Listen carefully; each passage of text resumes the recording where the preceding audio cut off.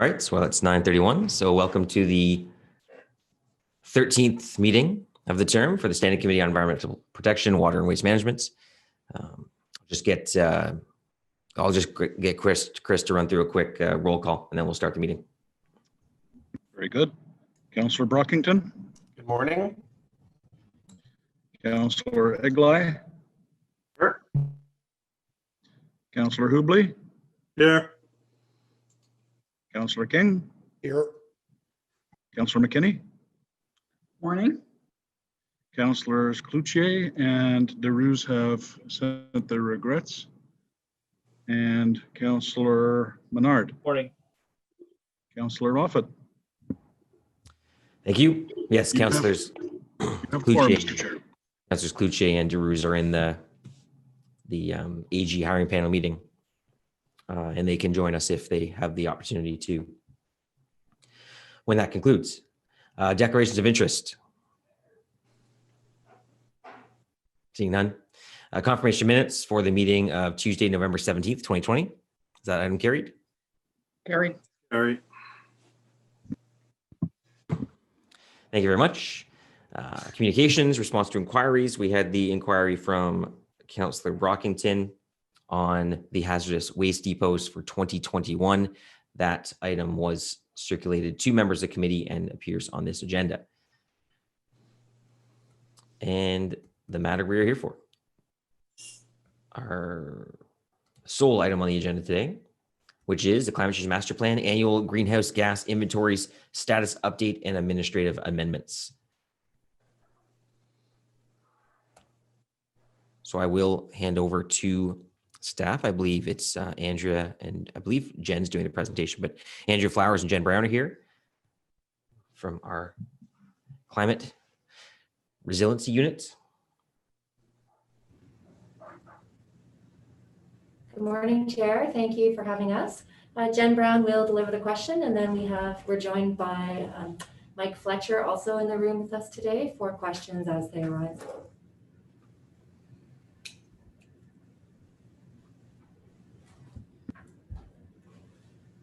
Well, good morning, everyone, and thank you, Chair. And today I'll be providing a brief overview of the annual status update of the Climate Change Master Plan. Next slide, please. So staff are recommending that the Standing Committee on Environmental Protection, Water and Waste Management recommend that Council, 1, receive the annual status update on the Climate Change Master Plan, including the 2019 GHG emissions inventories attached as document 1, and updates on the 8 priority actions as summarized in this report. And 2, approve administrative amendments to the Climate Change Master Plan attached as document 2 and as outlined in this report. Next slide, please. In January of this year, which feels like a while ago, but in January of this year, Council approved the Climate Change Master Plan. As part of this plan, staff committed to bringing forward an annual update on the climate change framework that includes the annual community and corporate greenhouse gas inventories, an assessment of how Ottawa is tracking towards community and corporate greenhouse gas reduction targets, an update on the Climate Change Master Plan priorities, and recommendations as required to advance the Climate Change Master Plan priorities and new budget pressures if required. Next slide. So if we start with the GHG inventories, the city undertakes 2 types of inventories on an annual basis, community and corporate. The latest inventories are for the 2019 calendar year. Now this slide focuses on the results of the community inventory. Community inventories track emissions associated with activities taking place within the geographic boundaries of Ottawa. And it's tracked in 4 areas: buildings, transportation, waste, and agriculture. In 2019, roughly 90% of our emissions in Ottawa came from the buildings and transportation sectors, and this has been a trend since 2012. If we look at the largest contributing source of emissions within the community, natural gas is the largest contributor, followed by gasoline and diesel. Next slide. So corporate inventories track emissions for municipal operations within 4 sectors: facilities, fleet, which consists of transit, municipal and police fleets, solid waste, and wastewater treatment. The largest contributing municipal sector in 2019 was fleet, which accounted for 63% of total corporate emissions, of which 48% was attributed to transit fleet. Directly correlated is the largest contributing emission source, which is diesel, accounting for a little over half of total emissions. In 2019, the corporation accounted for roughly 4% of total citywide emissions, but but it has been estimated by the Federation of Canadian Municipalities that municipalities influence over half the sources of greenhouse gas emissions within the community. Next slide.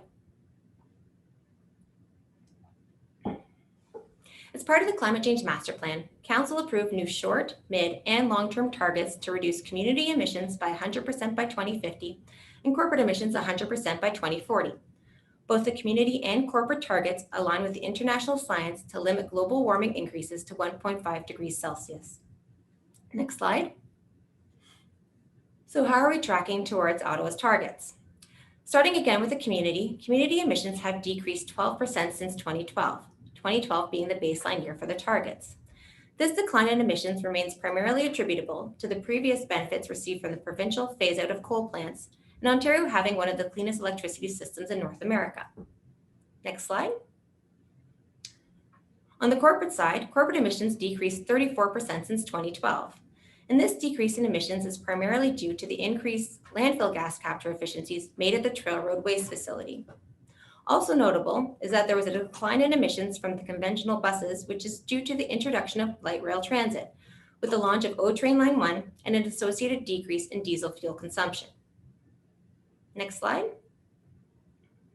So looking ahead for the inventories, staff will review the greenhouse gas inventory methodology and assumptions for previous inventories.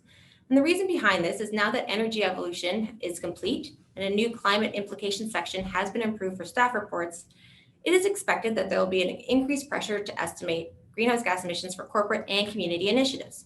And so in order to support these efforts, staff will do a full review of the inventory to determine A, if the best data and methodologies are being utilized, and B, what tools are available to calculate emissions that can be embedded in city business. This work is expected to start in the new year, and recommendations from the review will form part of the next inventory. So that next inventory will be the 2020 inventory, and if required, staff may revise the previous baseline and inventories based on the previously noted review. We are also intending to make the inventory results available on the city's Open Ottawa platform, as well as we intend to review the methodologies and assumptions as part of the 5-year update of the Climate Change Master Plan in 2025.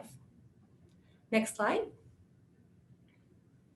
So switching gears, the Climate Change Master Plan identified 8 priority actions for the next 5 years that work towards achieving the greenhouse gas emission reduction targets and building resiliency in Ottawa. And so as a refresher, these priorities include implementing energy evolution, developing a climate vulnerability assessment and climate resiliency strategy, applying a climate lens to the official plan and supporting documents, and applying a climate lens to asset management and capital projects. Next slide. It also included studying and piloting corporate carbon budgets, exploring carbon sequestration and green infrastructure, encouraging private action through education, incentives, municipal support, and advocacy, and developing a governance framework.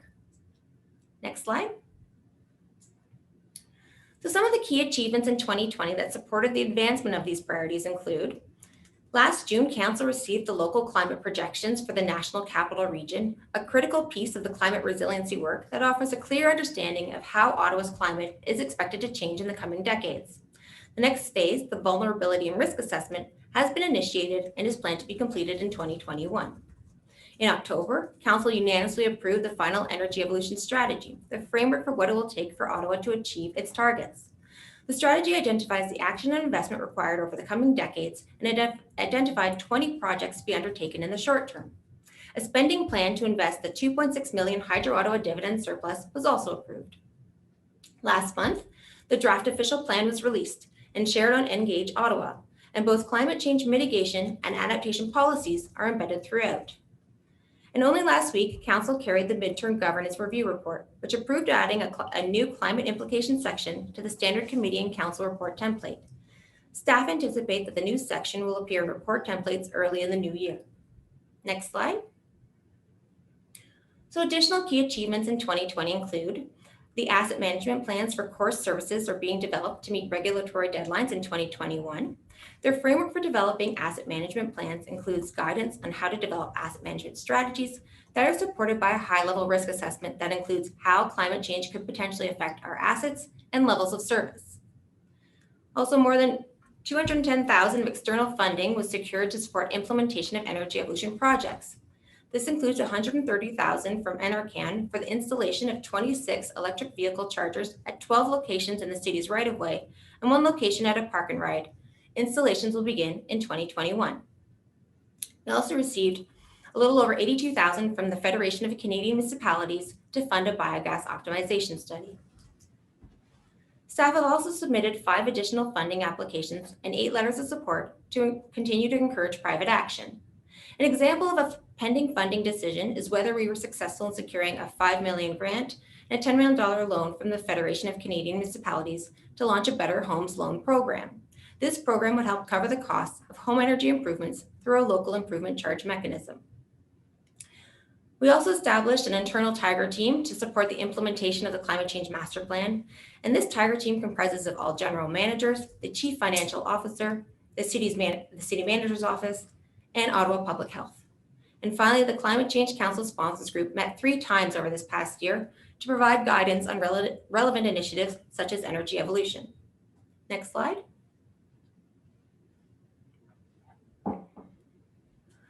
So in terms of next steps for the Climate Change Master Plan, staff will continue to implement previously approved recommendations as outlined in the supporting staff report to further advance the Climate Change Master Plan priorities.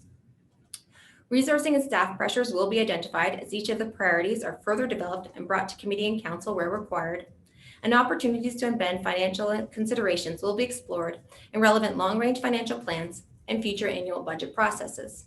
Next slide. So staff are also recommending minor administrative updates or amendments to the Climate Change Master Plan. So when council received the Climate Change Master Plan back in January, staff presented 2 different sets of greenhouse gas emission reduction targets. The former targets set between 2012 and 2016, which had a long-term target to reduce emissions by 80% by 2050. It also included the recommended, now approved targets. And in order to avoid confusion, staff recommend that council approve the administrative amendments to the Climate Change Master Plan as outlined in the staff report to remove references to the previous targets and improve the amended plan to support communication and outreach efforts. The administrative amendments do not affect the GHG emission reduction targets or any of the 8 priority actions already approved by council. If approved, staff will use the final approved text and prepare a graphically designed climate change master plan in both English and French to post on ottawa.ca climate change in early 2021. That brings me to the end of my presentation this morning. Should there be any questions, as Andrea mentioned, Andrea, myself, Mike, and my colleagues are online to answer any questions, and I will now pass back to the chair. Thank you so much, Jen. Appreciate that. I couldn't help but notice the piece in there on the transit, just to show the transit impact, and from a diesel perspective on the source side, and then to that, just that overall impact of buses. And of course, we had the announcement yesterday about the acquisition of 4 electric buses. I saw a lot of really super productive feedback on Twitter before I muted the entire conversation and can't repeat most of the things that were said. But no, it was really great when you're tagged in a tweet from Catherine McKenna. The feedback is really phenomenally productive. But ultimately, I think the focus on the actual acquisition. I know that council committed to trying to get 2 electric buses as part of a pilot project. Having 4 will allow us to explore that further, investigate that further. And I think while the upfront cost is significant, I think we know that these types of things generally do cost more on the upfront. The ongoing operating will be quite reduced compared to diesel buses. But then also as the market demand shifts, we also know that the value of the buses will shift downward as well, and will become more affordable when we look at renewing the fleet over the coming years. So we'll move straight to our delegations before we go to members of committee and other members of council who are here with us today, beginning with Angela Keller-Herzog.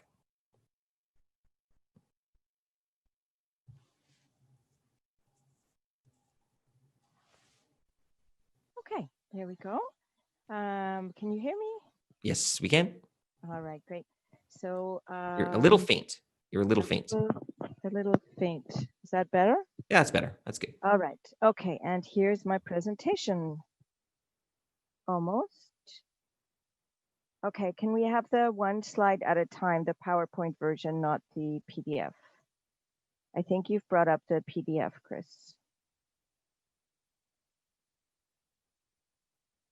So while this is happening, first of all, let me thank you, councillors, for calling this meeting, according climate change enough importance that we should have a whole environment committee meeting on it. That's appreciated, and the fact that you've all come out this morning is also very much appreciated. I'm here representing, oh, that's again the PDF version. We're looking for the PowerPoint. So I'm here representing cafes that you know very well. So we can move on to slide 3, and the slides will catch up with us. I have a presentation today in 3 parts, looking at the emissions report, looking at whether we are on track, and then also having some suggestions regarding the way forward. Regarding the emissions report, do you need me to send you the presentation again, Chris? Or we can do the PDF version and just have fine print to squint at.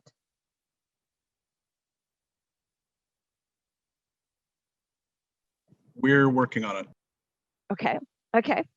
Let me. If you want, Angela, while they sort that out, I can go to the next speaker because I know Elise is here and she's ready to go. So I can put you next if you'd like, and then they can get the right file ready to go if you'd like. Okay, that's fine by me. Okay. So Elise, I see you there, ready to go. Hi, hello. So yeah, my name is Elise. I'm a mother of 3, and I'm part of For Our Kids, Ottawa Gatineau. And so I represent a group of about 400 parents who are very worried about climate change. And we're very also frustrated to try and get our councillors' attentions on climate change, and that it feels like nobody is really listening. Because as I was listening to the presentation from city staff, I read that an achievement in 2020 was securing an extra $210,000 in grants, and that doesn't feel to me like an achievement. It feels to me like it's a proof of the very little attention and funding that this issue is actually getting at City Hall. And so we want you to lead on this. And just like COVID, we want you to lead and communicate on this issue. The city needs to be working towards the best interests of the people in the world. And for those, I feel like for those that complain now, I think they will thank us later when the world is not 3 degrees hotter. So that's really what I wanted to say. Like we're like, just like the announcement that Justin Trudeau made last week about the carbon tax, like Canadians are overwhelmingly supporting climate change legislation and tackling this issue. So please get onto it and get more money for it. Like get real funding. That's what it is. That's what I wanted to say. All right, thank you for that. Just seeing if any questions from members of committee. I see none at this point. So thank you very much for your time out here today and your advocacy. Appreciate that. Chris, are we ready to go on the correct presentation? Yes, we are. There we go. Back to Angela. Voila. Okay, so here we are. Thank you for being here. Next slide, please. And we can skip over the cafe's introduction slides. Next slide. So 3-part presentation. Next slide, please. So for the emissions report, cafes is extremely grateful to have this data and to have annual reporting. We also welcome that this will be available on the open data platform, which is a recommendation that we probably made. Actually, I know we made it. I don't know if it was 2 or 3 years ago, So in the fullness of time, in the fullness of the moon, things do come through. So this is good. We welcome the review of the methodology, hoping that we'll get maybe a bit more on embodied carbon, scope 3, and consumption. There's a lot more going on with carbon than the very rudimentary basic methodology that we have right now. And we feel that it's very important to have this data for evidence-based public policy, which is what you folks are in the business of doing, we hope. The effectiveness of climate action, that's to say, knowing these metrics and measuring things allows us to prioritize and put the focus on where it actually matters. And then also on the advocacy and the public interest work that NGOs and others do, it allows the targeting of advocacy. So this is all good stuff, and we're very happy to see this report. Yeah, next slide. That's the one with the railroad track. So the question is, are we on track? This is where I'd love to have the real committee meeting, and I could face you, look you in the eye. And I think the question, the answer to, are we bending the emissions curve? The answer is no. Next slide, please. So if we look at this graphic, which I have nabbed from the excellent report that we got, you can see that emissions, this is community emissions, are slowly rising, which means that we're traveling in the opposite direction to the target dots that are also presented on the slide. So for emissions, which is the physics of the matter, the emissions are rising. And then if we look at the climate effort, and I think that there we could use the metric of dollars for our comparative data, as we saw at the last meeting and as we discussed at the last committee meeting, we are seeing in budget 21 that their climate is not a priority and we are not seeing funding. And I would like to echo what probably Elise, the speaker from the community before me, said more powerfully than I can, because I'm like a regular, I read all the reports. If you look at the numbers, even someone from the committee that hasn't reviewed all these reports can see that the effort, the prioritization of climate is not yet here at City of Ottawa budget. Next slide, please. So what are some ways forward? So as usual, we have some suggestion for you. So we would like to encourage you to stick with evidence-based policy making. And again, the fact that we are able to develop metrics for the climate test, for example, that staff were talking about, this will be very useful. Integrating more of the metrics of climate, that's to say the CO2 based and the climate targets into the official plan. I've also made a somewhat heroic effort to try to read the official plan, which I think is much harder to read than like the Bible. It's a piece of work. I don't know how many of you counselors have tried, but it's a formidable undertaking to try to read that document and make sense of it.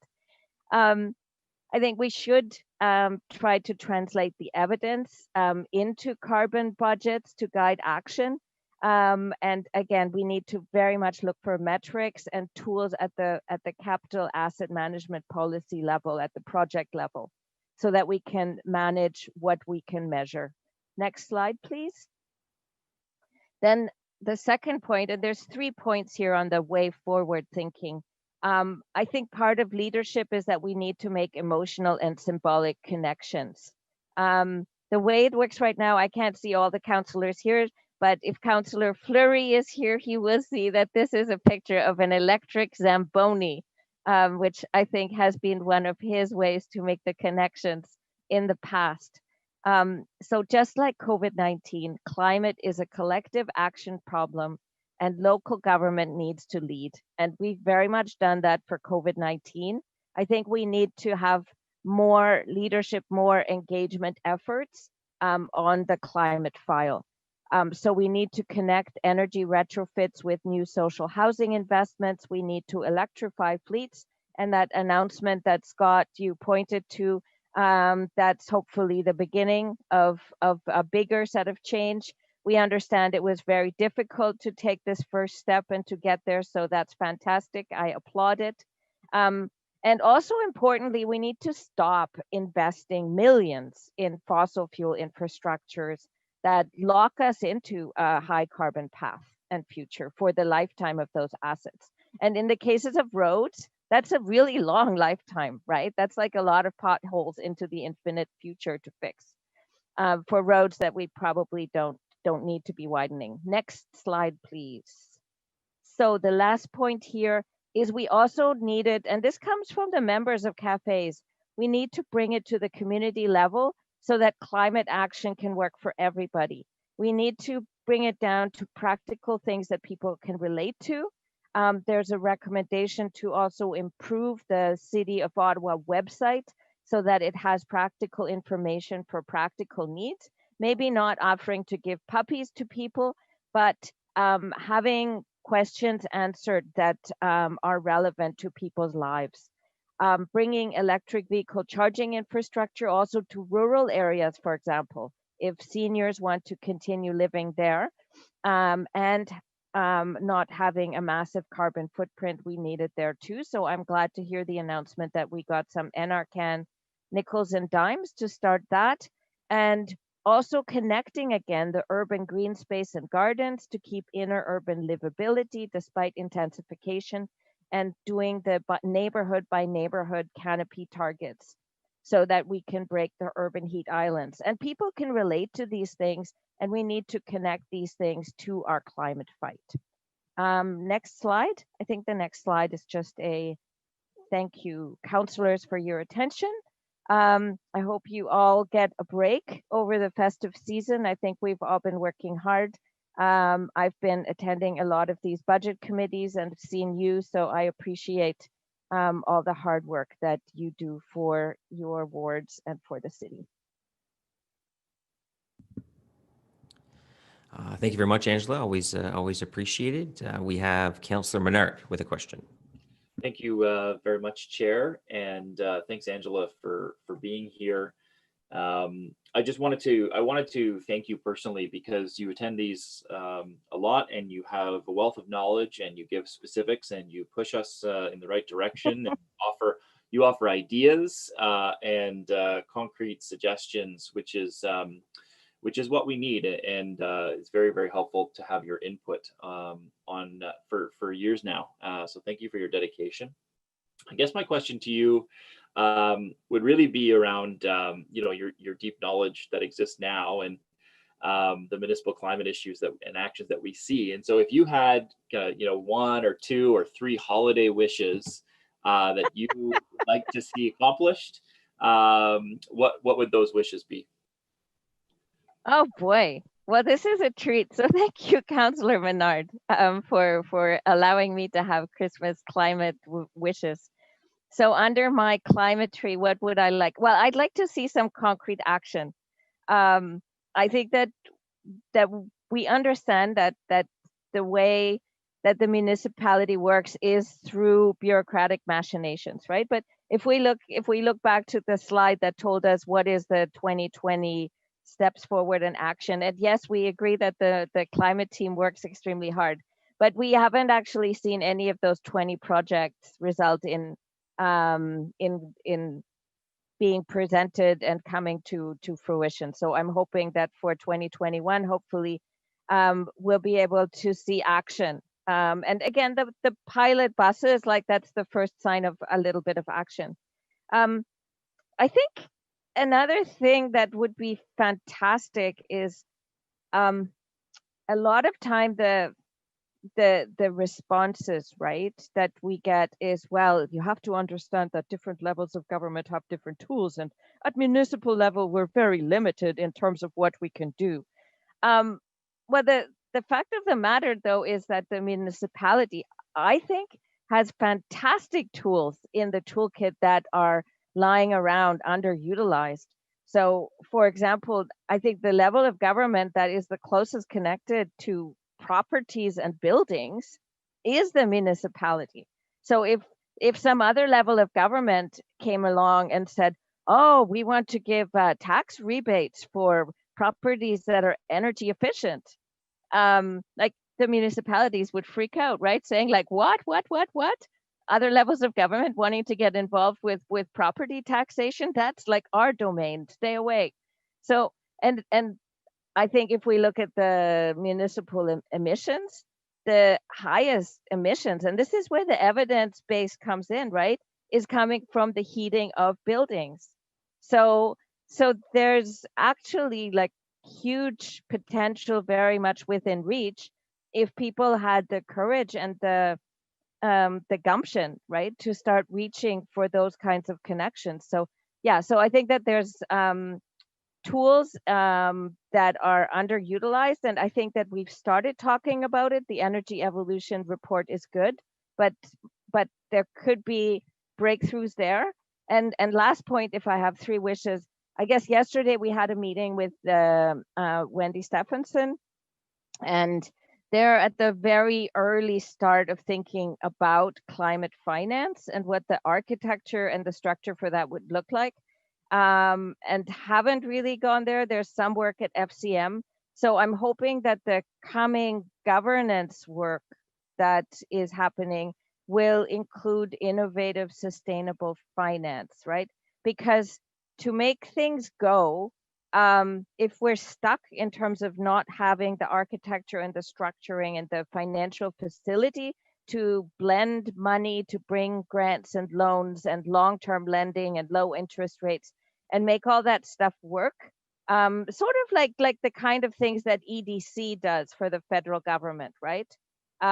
We can do these things at municipal level, but we have to get our act together. You'd have to get a couple of FTEs, and there has to be championship and leadership.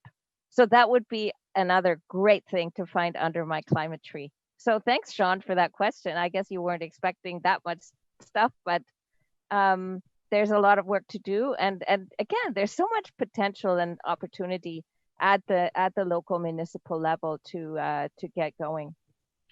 Thank you very much. All right, thank you, Councillor, and thank you, Angela, again for being here today in your presentation. So I'll now move, there's no more questions for other councillors, so thanks again. I move to our third speaker, which is Charles Nixon. Charles here? Yes, here I am. Just Perfect.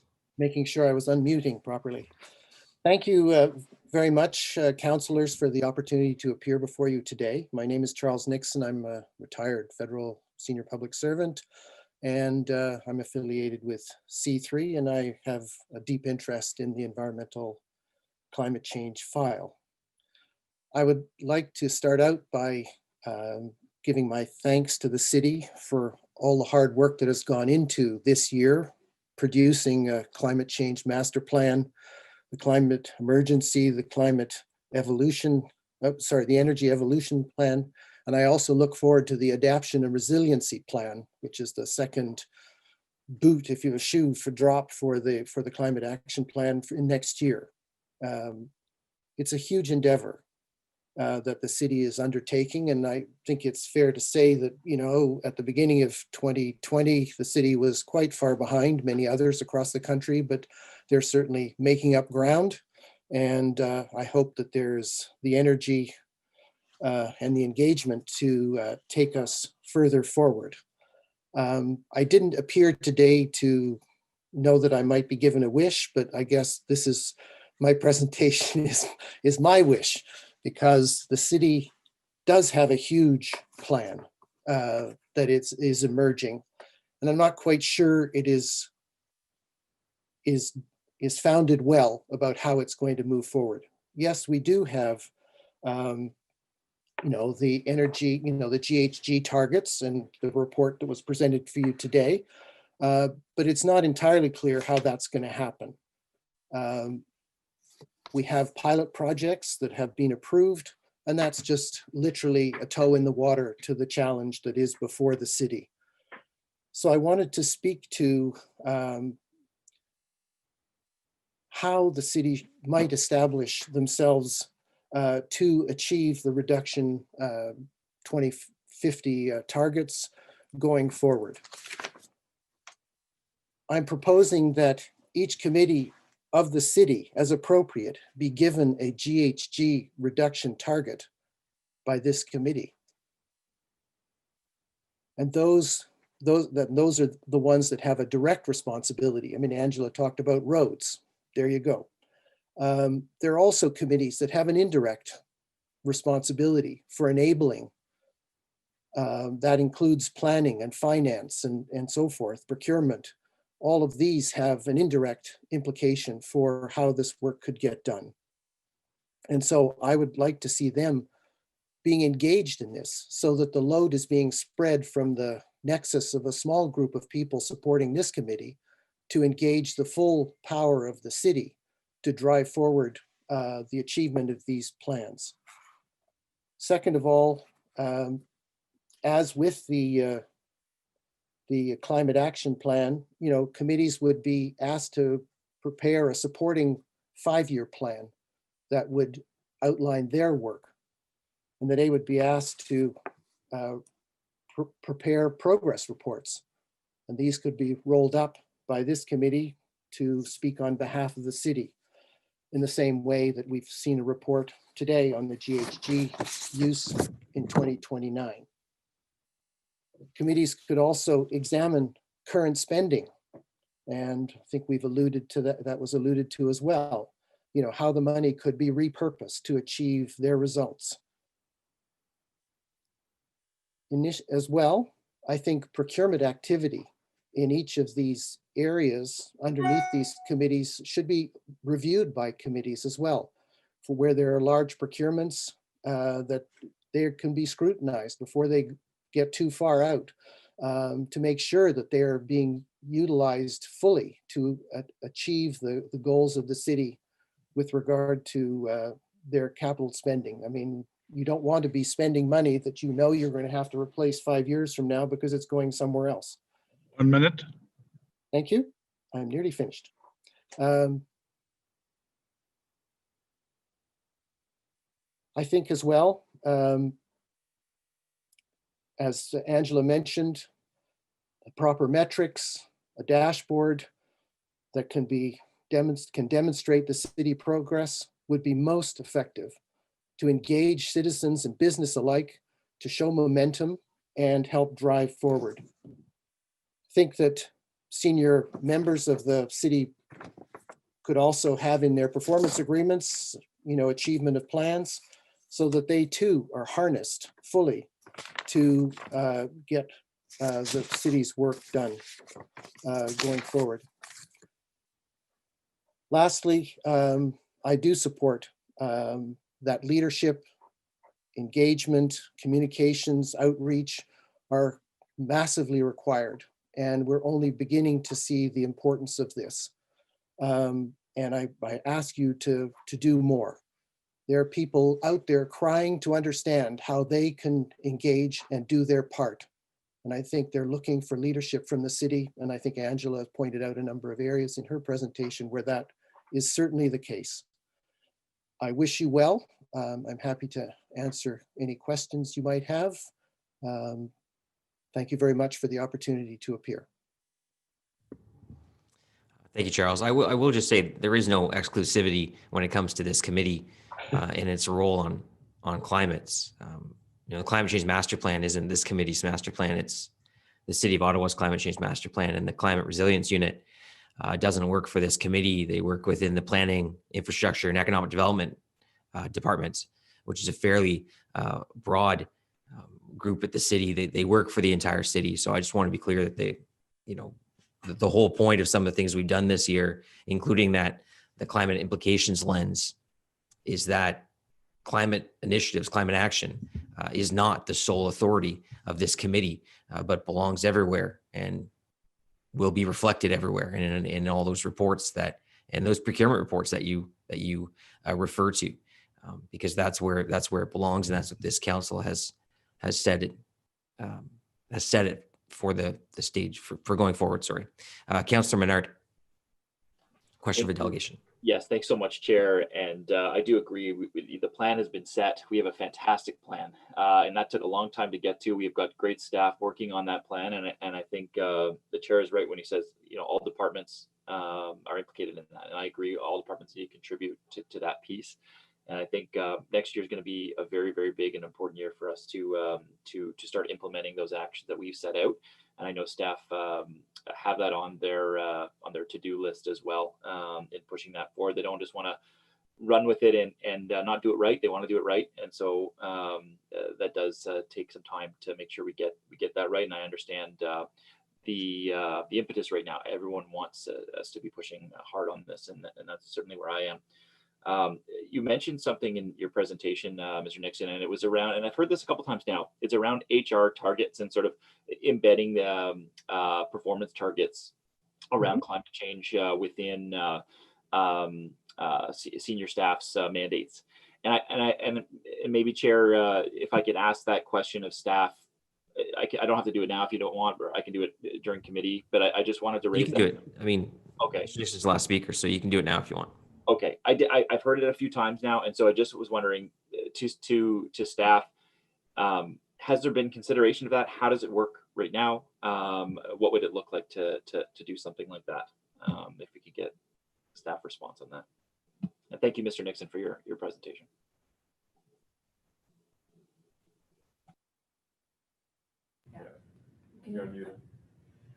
Thank you, Councillor. I'm not sure that I've understood the question. Could you just repeat it? Yes, certainly.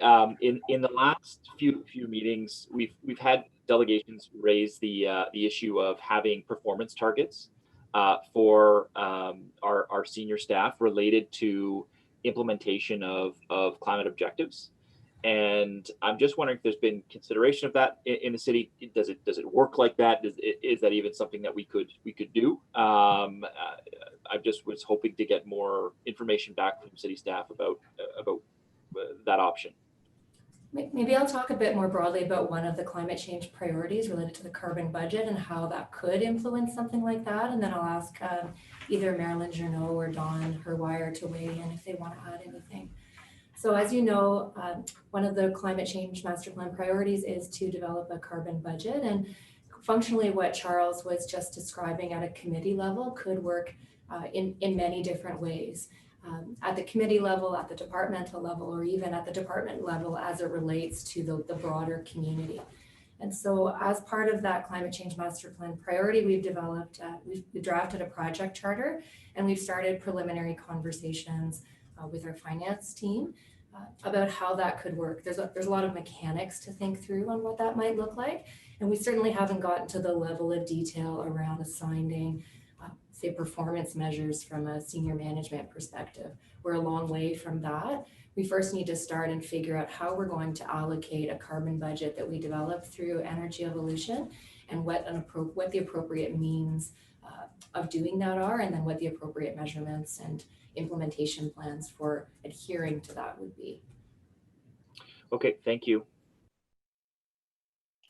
To me, it's about encouraging culture change and to ensure that it's visible across the city through councillors and their committees, what is happening in their areas. Thank you. Yeah. Thank you, Councillor Menard. Thank you, Andrea. So Councillor McKenney, Mr. Nixon also has a question for you, I believe. Or is it for staff? Sorry, Chair, it's actually for staff. Okay, so there's no further questions. So I appreciate your delegation here today, Mr. Nixon. Thank you very much for the opportunity. No problem. Thank you. So we will now go to questions for staff from members of council, and we'll start with Councillor McKenney. Thank you, Chair. Thanks, staff. Thanks for this work. I know it's a tremendous amount, and I do want to acknowledge the work that's been done over the past year. This is at a rate that we have not seen ever at the city. And I think many people thought we wouldn't see this advancement of our commitment to reducing our greenhouse gases, our emissions, both in the community, corporate emissions. We have a plan. It is not just substantive, but it is bold. I compared it to what Montreal released this past week, which we often hold up as an example, and there are many comparisons, and I do want to just in terms of this committee, council, and staff in particular, want to acknowledge that. Having said that, though, we do know that a plan is one thing, and the actions and how we get there will be the difficult part of reaching 100% reduction, especially by 2050 of community GHGs. So I just wonder what staff, and I've raised this before, and I guess I'll continue to, because it's got to be kept on that front burner. I mean, there are many things we have to be thinking about, but when we think about the transportation sector and the what it's responsible for, 44% of community GHGs, and our own transit system is a large part of that. So we have within our purview, within our grasp, the ability to significantly reduce greenhouse gases in this city by electrifying our transit fleet. And it is one of the priorities that was identified, and it's a bold one. And I'm just not sure how we what we see as the progression for getting there. And I'd just like to hear from staff. I know yesterday we had an announcement that we're going to get 4 electric buses, but that's out of a fleet of 100. So I want to hear from staff what they feel is the progression that we're going to have to take in electrifying our transit fleet so that we meet that priority to reduce community GHGs through our transit fleet.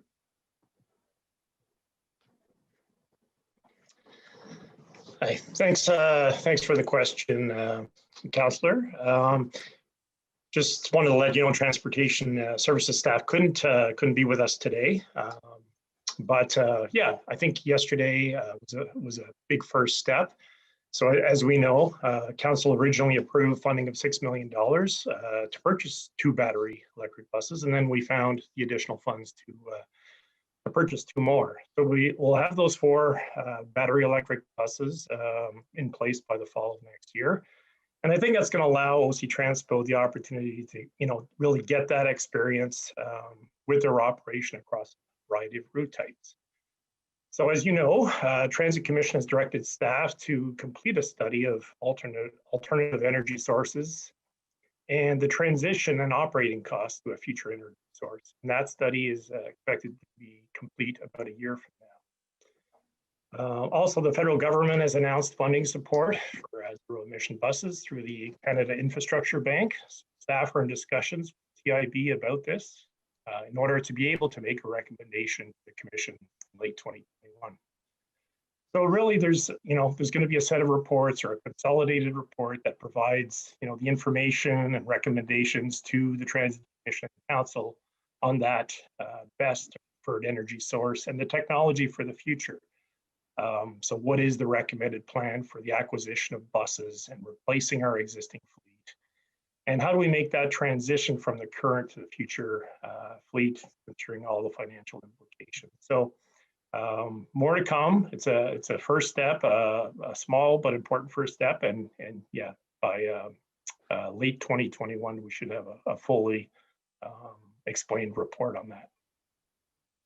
Well, thank you. Thanks, Don. I appreciate that. I look forward to that. I know that I think it was an inquiry that I did with a subsequent report almost 2 years ago that, asked about looking at a pilot for electric buses. And so I'm always aware that, 2050 seems like a ways off, but for a transition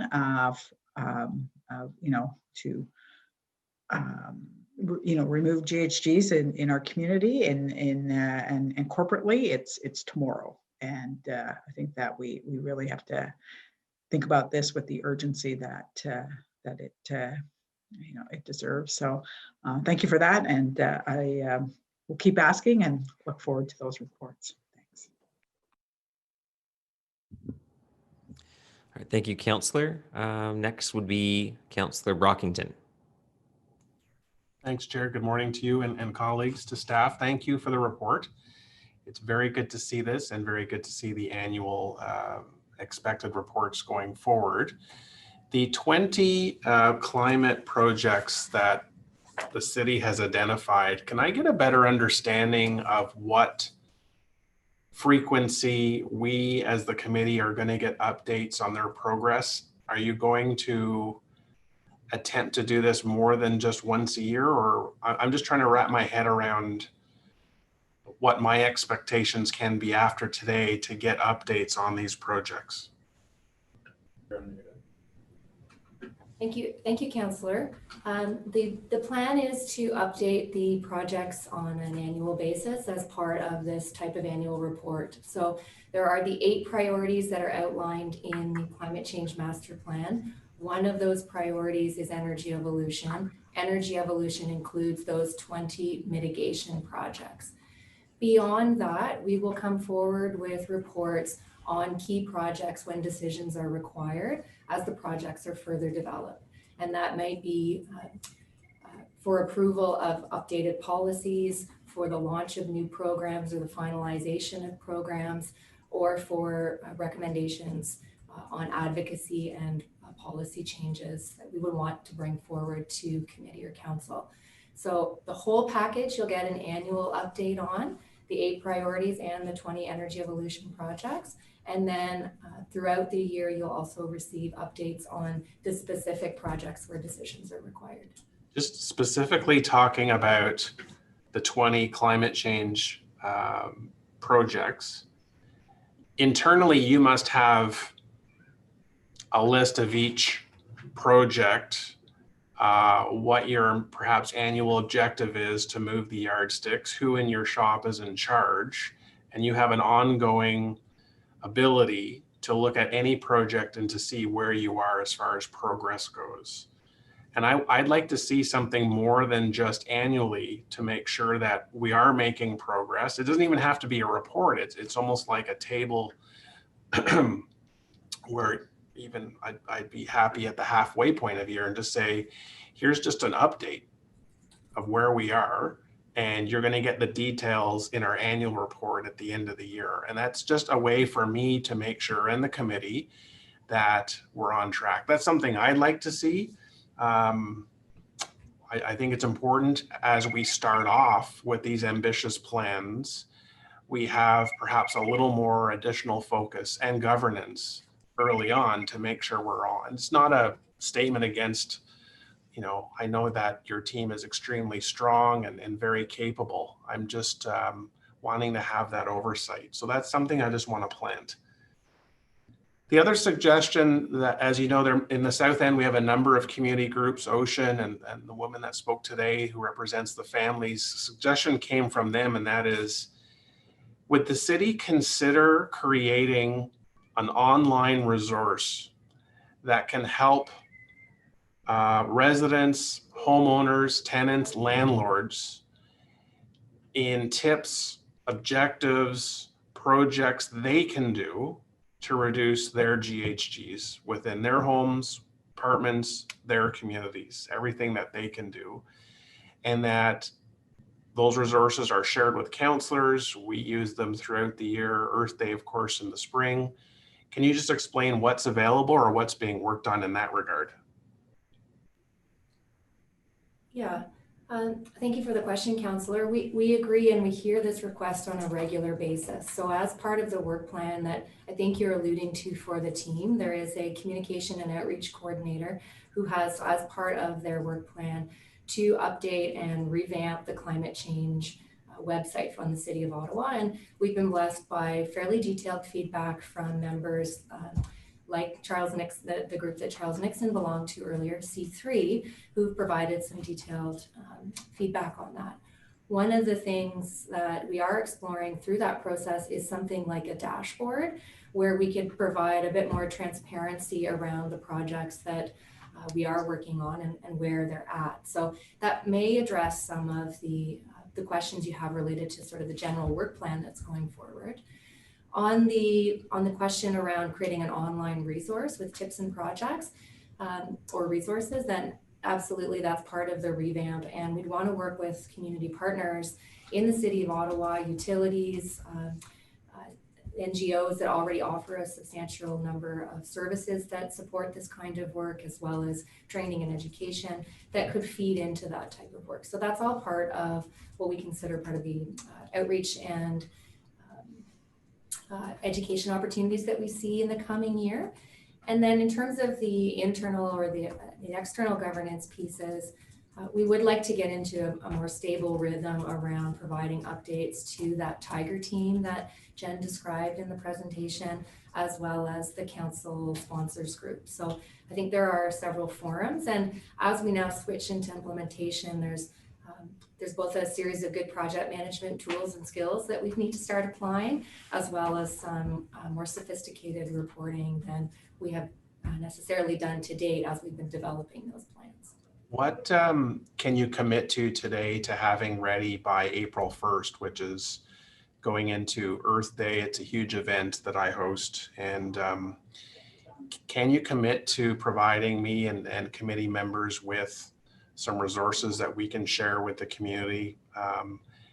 I think what COVID's done is it's opened people's eyes to other ways the community can get involved, that we can have self-sustaining activities, not just community gardens, but a whole bunch of things that people and associations are looking at. But we can talk offline, but there's some stuff I'd really like to see available by the spring if possible. My last question, Chair, is just as part of the data reported in the report on page 19, it talks about in 2020 a global CO2 emission reduction of up to 17%, which is quite outstanding. Obviously related to some of the economic downturn and the transportation networks that weren't running at capacity.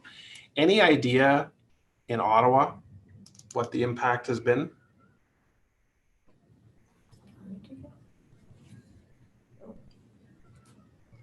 Jen Brown is going to respond to that question, Councillor. Thank you. Thank you.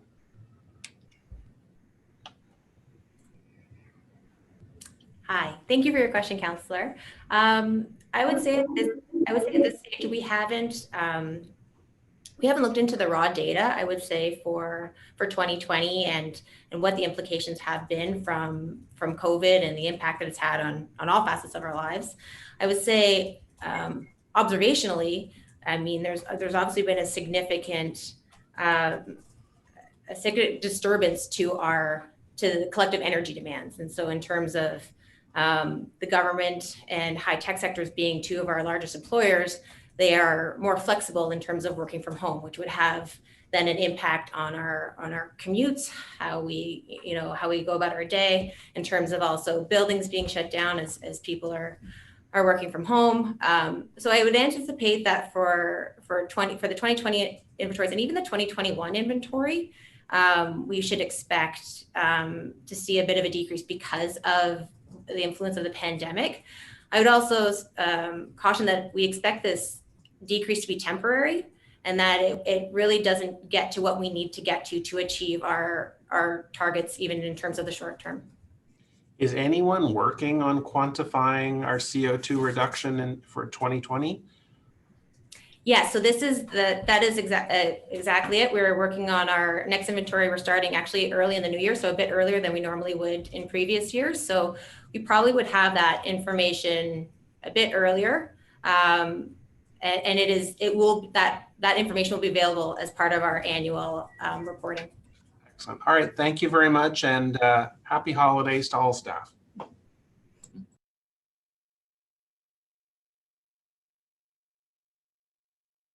You're on mute, Chair. I unmuted my mic, so that's one part. And then, yeah, super awesome. So thank you, Councillor Brockington. And now on to Councillor King. Thank you, Chair. And I'd really like to thank staff for the detailed annual report that they provided, their inventory on both the community and corporate initiatives. It's very enlightening. Just had a few questions.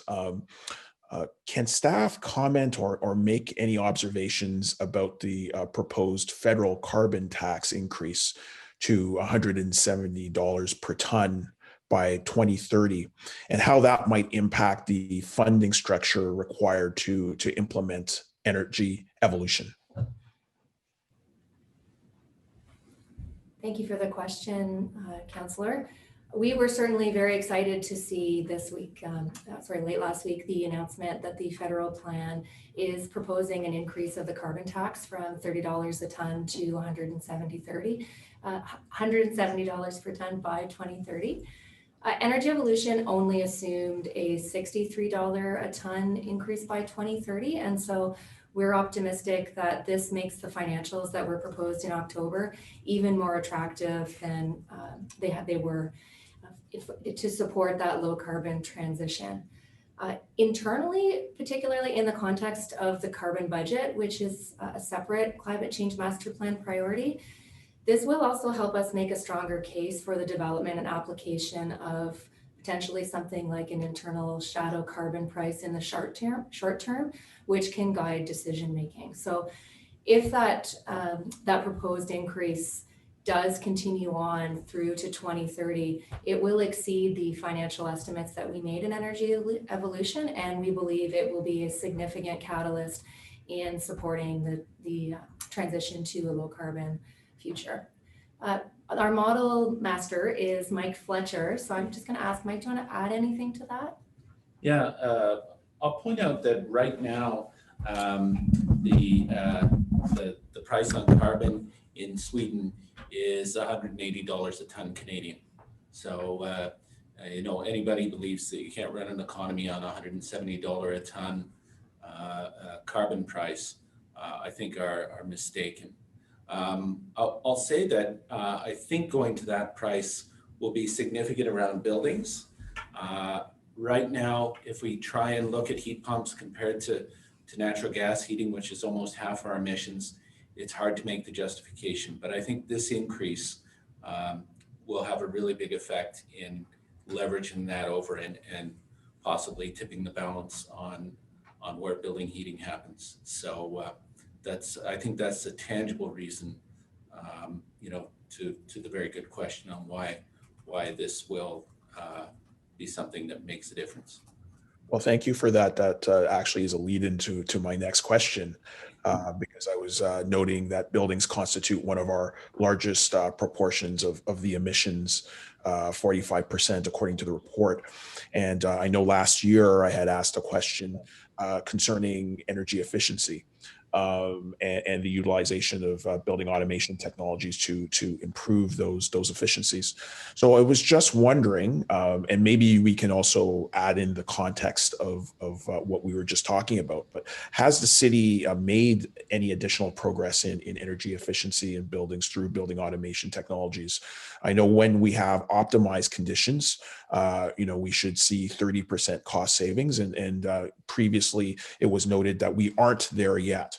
I'm glad that, you know, the change in the pricing structure for carbon will really prod us in the right direction. But I'm wondering, in the interim, have we been moving in the right direction with energy efficiency through building automation optimization? Start responding to Councillor King. Again, it's a good question. The city has one of North America's largest web-based building automation systems. So, you know, individual buildings will often have a building automation system, but we have all of them put on a web-based platform. And that's when I worked for the city doing that work, it was marvelous. We could go on and just call up building after building and take very little time. The work is ongoing to get more to the question. And, you know, it involves going to the buildings that are harder to get at now and getting them online. There have been issues in rural areas. And as far as where we're at, I'm thinking maybe if we could get JP Rose on just to follow on with the response, he'll have more detail and be more up to date than me.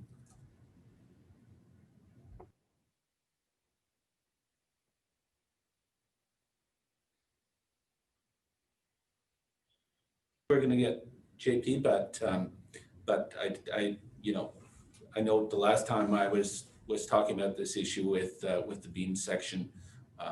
They were continuing to roll out this work and going to smaller and smaller buildings. That's good. I think the other focus obviously should be on recommissioning. We know that once the technology is implemented, it has to be continuously maintained. So hopefully we continue in that right direction. It's good that it sounds like we are continuing to roll out the technology. But of course, my hope would be that we utilize that technology to the utmost so that we do reach those 30% energy efficiency targets and not fall within, that 12-15% range. I think that we definitely need to heighten the responsiveness of that technology. Thank you. I appreciate the answers, and happy holidays to staff as well. Thank you for all the hard work that you do. Thanks. I will note that JP is on, and he unmuted his mic. I'm not sure. JP, can you be there?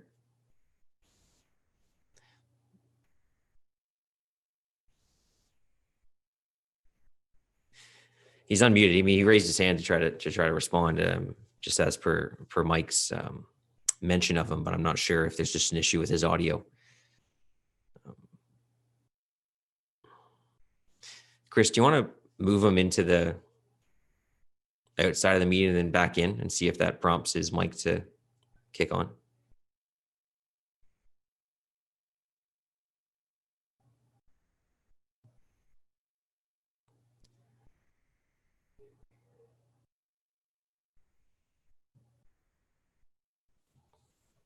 Okay, he was out, now he's back in.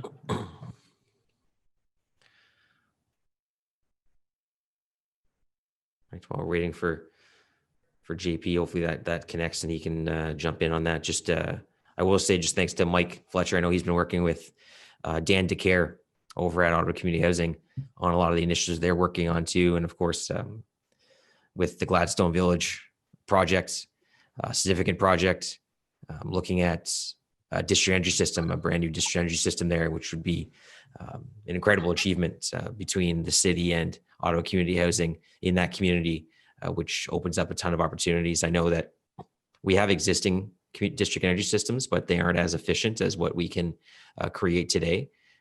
Namely, I just look at City Hall. We tried to look at adding City Hall to a district energy system that already existed from the parliamentary district, and it just wasn't. Not only was it not financially feasible, it actually wasn't even environmentally feasible. It didn't actually provide the environmental benefits that we anticipated. So having working on those new systems can really improve the situation that we have. So JP, I see you're back in. Is your audio working? I hope so. Can you hear me? Yes, I can hear you perfectly. Thank you. Fabulous. Thank you, Councillor King, for those comments and questions. Just a little bit of background. The city has over 150 building automation systems that we talk from one front end, and you can see all of them. We were recently written up by BACnet, which is part of ASHRAE, as an early adopter of this technology. We're leaders everywhere as far as municipalities, as far as being able to look at automation. We're also working on a pilot project right now for remote buildings that aren't on our wide area network, getting those so we can see that on our building automation integration. I do have a staff that is now dedicated to recommissioning light. So she goes through individual building automation systems to help make sure that they're operating properly, recommission them, identify new ways of going forward. So as far as building automation, the city of Ottawa is really a leader on it. We're dealing with 15 different vendors using the same front end. So our city mechanics with an iPad can sit on a roof and troubleshoot problems, receive a call from a facility and look at the problems they're having there, modify schedules throughout the city. Facility supervisors from at home can phone a building that's a problem, that's a waste from them, and look at it right now. and we are spending an awful lot trying to decarbonize our buildings and optimize them. It is a challenge right now because natural gas only costs about 20% of the cost per unit of energy of electricity. So paying for that makes it a much long or more challenging payback to do that right now than doing lighting and some of the other measures that give us a better return on investment. Well, thank you for that. I do appreciate that update. I am pleased that we have a uniformed interface for all these technologies, and when we have a uniformed interface like that, it sounds like it future-proofs us for the implementation of future technologies and buildings. Like I said, the emphasis for me will be optimization and ensuring that we can lower the consumption and the costs of that consumption. So I'll continue to ask the questions, but I do appreciate the work that city staff is doing across the whole portfolio and expansion of this technology across the whole portfolio. So thank you so much for that. Councillor King, I'd be thrilled to give you a demonstration how it works, and so that way you can actually go in and look at sites. I appreciate that, and I definitely will take you up on that. Thank you, Councillor King. Thank you, JP, for your wonderful enthusiasm as well. And glad we got a chance to ensure you connected here. So our next councillor is our Vice Chair, Councillor Menard.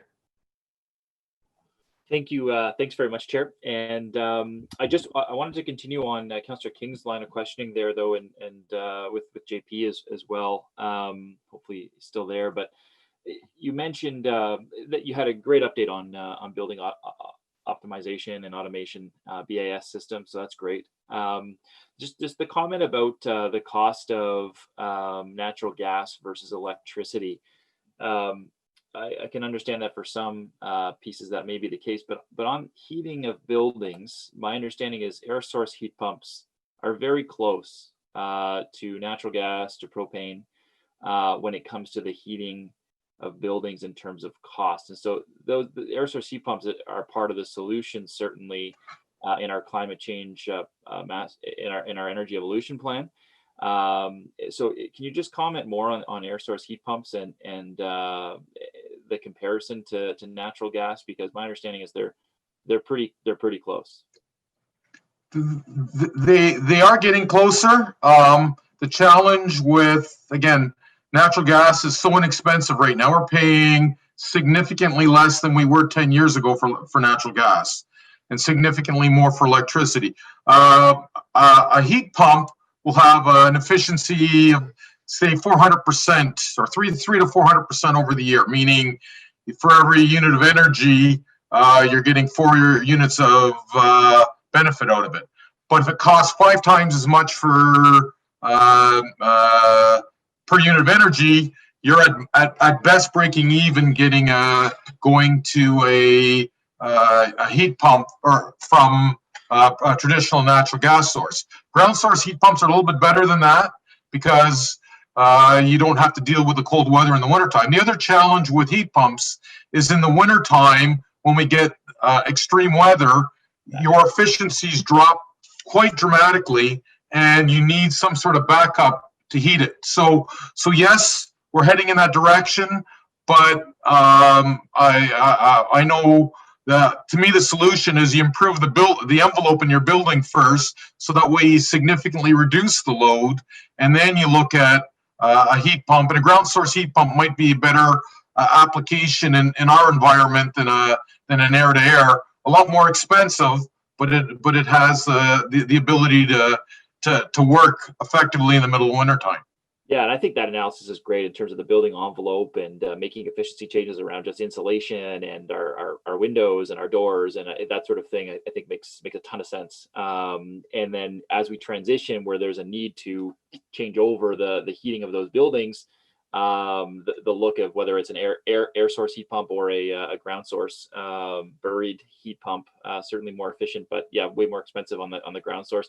The air source ones, I'm impressed with. The cold climate ones, they're getting much better and more efficient than they were in the past, and price wise about the same cost of a furnace. Plus, they'll do your AC, so that's kind of a nice benefit as well if there's a need for cooling as well. But in any event, thank you for that. Chair, I just have one other question, and it's around the new federal initiatives that have been announced. And they came up with a plan just this past last week on Friday, and there's some overlap with municipal projects as potentials. So I'm just wondering if staff can comment on a high level what that plan could mean for the city, and how we may be able to utilize some of the pieces that are in there. Thank you, Councillor. Yes, we were delighted to see the amount of overlap and alignment between the new federal climate plan and the work that Ottawa has done over the last couple of years. Certainly our targets are aligned, and there are concrete program policy and funding opportunities for each of the top 5 actions in energy evolution as an example. And those include financial support for residential and commercial retrofits and electrification of personal, commercial and transit vehicles. There's also some good news in there about the resiliency pieces. So we will continue to monitor as we develop our climate resiliency strategy and see how that will evolve over time. In terms of really concrete specific things, to build on those other examples I just provided, in the buildings category, for instance, they've committed $2.6 billion over 7 years to help make homeowners, make it easier for homeowners to do energy retrofits. And we expect that this will be include grants up to $5,000 and up to 1 million free EnerGuide assessments and training and support for EnerGuide auditors.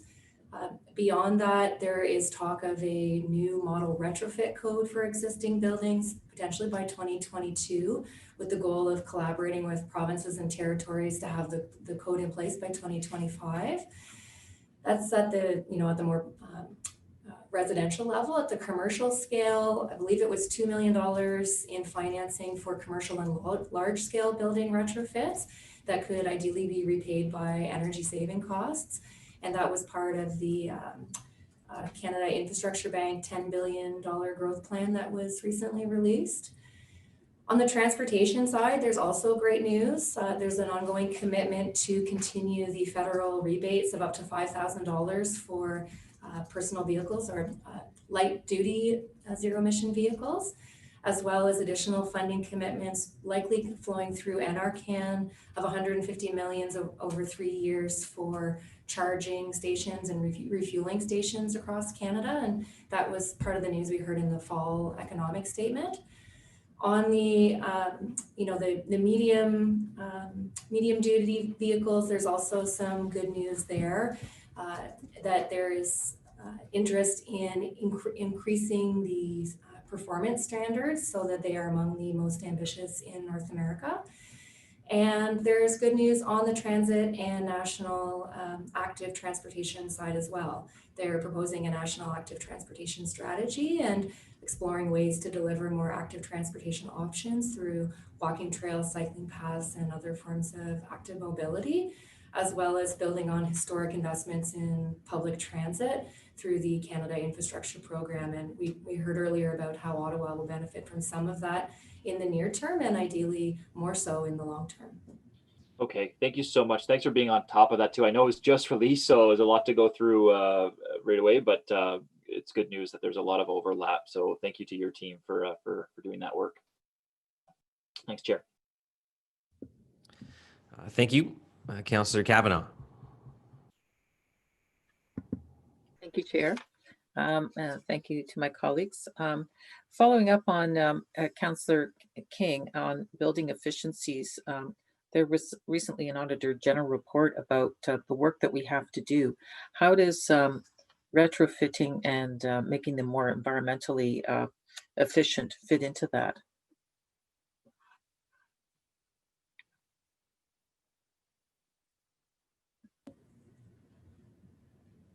Councillor, could you just clarify what kind of retrofits you're most interested in? Are you interested in sort of the personal level retrofits or commercial scale retrofits or municipal retrofits for our own buildings? I'm talking about, well, the Auditor General report was about our own facilities, our own infrastructure, our own buildings. that we as a city own, and that we've been falling behind on getting our buildings up to par. And I'm wondering where energy efficiency could also be play a role here, because our buildings have fallen behind. Yeah, thank you, Councillor. I missed your reference to the Auditor General report. I apologize. On our municipal facilities, one of the projects that was approved in Energy Evolution was a municipal renovation and retrofit program. And so we're in the early stages of developing a project charter on that would outline the approach that we'll take in order to meet our very ambitious targets through Energy Evolution modeling. They're also sort of in the interim while we're developing that. We have applied for federal stimulus funding, and I believe that report rises to council this Friday. A number of initiatives related primarily to windows and lighting on energy efficiency considerations are included in those projects. And the Hydro Ottawa dividend surplus spending plan of $2.6 million that council approved in October also includes a number of initiatives for our own facilities. So in the short term, we've got some funding proposals and we've got some concrete projects that already have approved spending for it. In the longer term, we have committed to and will be developing a program to look at renovations and retrofits within our own corporate facilities. I'll just pause and ask Mike Fletcher, as the lead for that program, if there's anything he wants to add. And then JP, if you're still on the phone, if you want to add anything to that, please do. I'll just say I think there's a fairly good sized planning exercise involved in doing a really good job of tackling our own buildings and doing them in the right order and prioritizing the right actions, and having it well integrated with life cycle planning generally, so we're spending the money wisely. But I think the good news is it doesn't seem impossible to me. I think we'll get that done, and I think we'll be happy that we did it. JP, have anything else you wanted to? Yeah, Councillor, deferred maintenance does impact energy use in facilities. So when we are falling behind on stuff, it's hard to keep things running effectively and efficiently with duct tape. So where things do fall behind, it can be a challenge. Going forward, retrofits fall into a number of categories. You know, some of them that we're talking about have, some of the reskinning of buildings have upwards of an 80-year payback, and quite often the facility doesn't have that much life left in it. So if you're going to spend it, you've got to be choosy about what buildings to spend that type of investment on, so that way you can save energy, but long-term actually realize your savings. Okay. Well, I just want to make sure that that's part of it, because it was a report that said that we were falling behind, and I couldn't help but wonder how our retrofitting and energy efficiencies are falling into this. Another question I have is about solar panels. Are we integrating more solar panels as part of the solution in our buildings, our city buildings?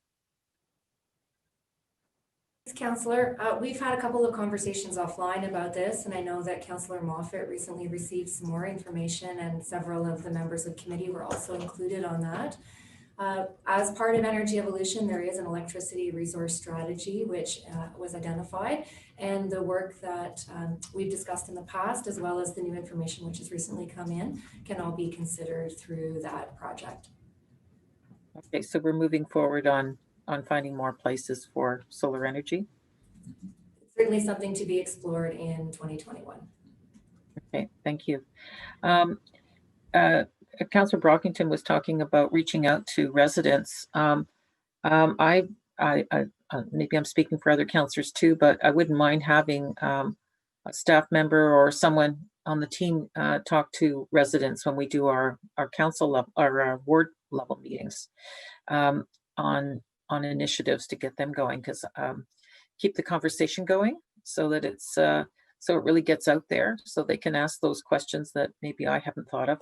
about how they're retrofitting, especially in older neighborhoods in the urban areas where we have homes that are quite older, and not everyone is doing everything, but is interested as time goes on. Is that possible?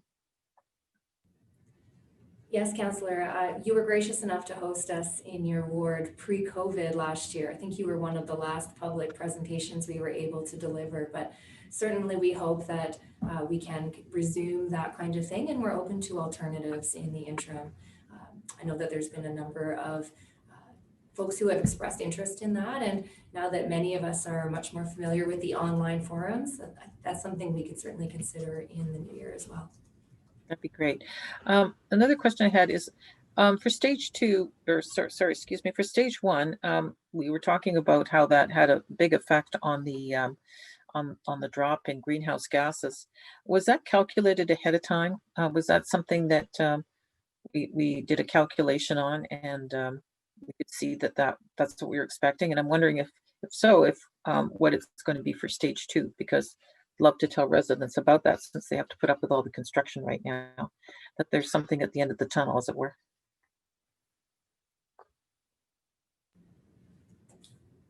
Apologies, Councillor, we don't have anybody here from LRT or from Transportation Services. We only calculate the emissions at the end of the process, and no one on our team is aware of what the calculations might have been beforehand. I know that there are some other folks from the Transportation Department who are on the line, so I'll just pause for a moment and see if anyone else is available. Jen Armstrong has confirmed that there were calculations done for stage 1, but I don't know what they are. Jen, if you know what they are, could you provide that, or could you get back to the councillor at a future stage?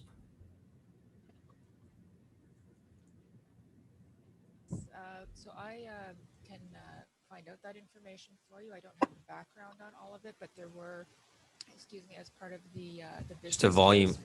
Sorry to interrupt you. There's just a volume issue. You're very faint. If you could. Is this any better? Yeah, that's much better.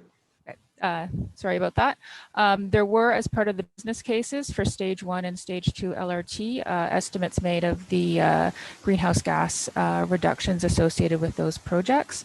I do not have all the details of those, but we can certainly send you the business case documentation and put you in touch with the individuals who would have more information on that. Yeah, it's good to have that. I mean, I expected it was in the business case that, otherwise why we were building them. We had to have some kind of numbers on these things. So that's very helpful. Well, thank you very much. And we'll be in touch. All right, thank you. I don't see any further questions from members of committee or additional members of council who took the time to come here today. So appreciate everyone's involvement and staff's work on this. Obviously, this is one of our commitments was the annual reporting on GHG emissions, which we'll see. Obviously, we'll see some of the odd impacts of 2020 when we get into 2021 in our next reporting for that. And I mean, I know that we'll also, Councillor Hubley is on this committee, and of course, he's the chair of the Transit Commission, and that big announcement yesterday, and what the impacts of that will be long term, and hopefully it's the first step in the right direction for electrifying our bus fleet, which we know is a huge impact when it comes to our climate change master plan and our GHG inventories. So thank you again to everyone here. So I'll just read the report recommendations here. That the Standing Committee on Environmental Protection, Water and Waste Management recommend that Council 1, receive the annual status update on the Climate Change Master Plan, including the 2019 greenhouse gas emissions inventories attached as document 1, and updates on the 8 priority actions as summarized in this report. And 2, approve administrative amendments to the Climate Change Master Plan attached as document 2 and as outlined in this report. Is that item carried? Carried. Carried. Perfect. Thank you so much. That's it for this agenda. In-camera items, there are none. Notices of motion, none. Inquiries, none.